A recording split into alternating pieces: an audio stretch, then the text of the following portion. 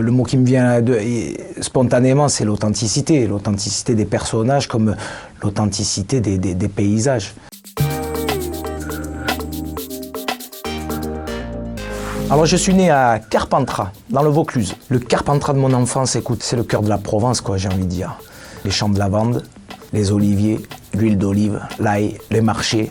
Quand tu grandis à un endroit, tu n'y arrives pas à te rendre compte où tu es. C'est en voyageant avec les années, la chance de voyager énormément, je me suis rendu compte que finalement on était des privilégiés parce qu'on a la chance de vivre dans un endroit où on est en vacances. La première fois que j'ai mis les pieds en Corse, c'était pour jouer. C'était dans le nord de la Corse, c'était à Calvi, chez Tao, exactement, à la Citadelle. Un endroit magnifique, sublime. La personne qui a le mieux parlé de la Corse, c'est Jean d'Ormesson. Tout ce qu'il y a de plus beau dans le monde est réuni ici. C'est pour ça que j'ai choisi cet endroit. Comment résumer mieux la Corse que ce que Jean d'Ormesson a dit? Pour parler de la Corse, c'est ma terre de cœur, une terre de porte-bonheur.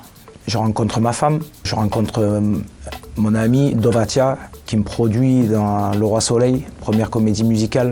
Donc là, ça faisait une dizaine d'années que je faisais des pianos-bars. Et c'est vrai que voilà, je fais ces deux rencontres magnifiques, genre dans la même semaine. La Corse, je ne peux pas l'oublier.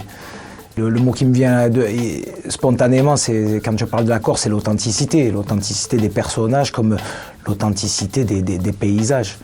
Là-bas, chaque fois que tu dis bonjour à quelqu'un, tu parles avec... C'est des gens très attachants et inspirants, quoi. Moi, j'ai eu la chance aussi de faire le tour de la Corse par la mer, découvrir les calanques de Piana. Enfin voilà, c'est encore un autre paysage, c'est encore autre chose.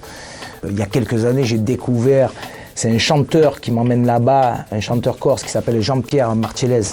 Il me dit, viens, je vais te faire découvrir le plateau du Cochon. Ça, c'est dans le sud, c'est dans les hauteurs après l'Hospédale. Quand on part de Porto Vecchio, il y a l'Hospédale, un petit village, et puis on arrive au-dessus, il y a un endroit qui s'appelle le plateau du Cochon. Et là, tu arrives, c'est incroyable. La beauté du paysage, avec des chevaux sauvages, des cochons. Enfin, il faut le vivre, quoi. Il faut y aller, hein. C'est tout.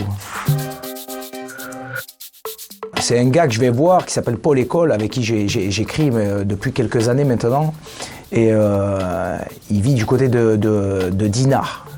Quel endroit magnifique, quoi. Comme un enfant, je vais là-bas, mais je regarde la marée basse, la marée haute. Et c'est vrai qu'il y a quelque chose qui est très apaisant. Et même si tu regardes toujours au même endroit, tu n'as jamais la même vue. Donc c'est assez incroyable, quoi. De voir d'un coup tous ces bateaux couchés.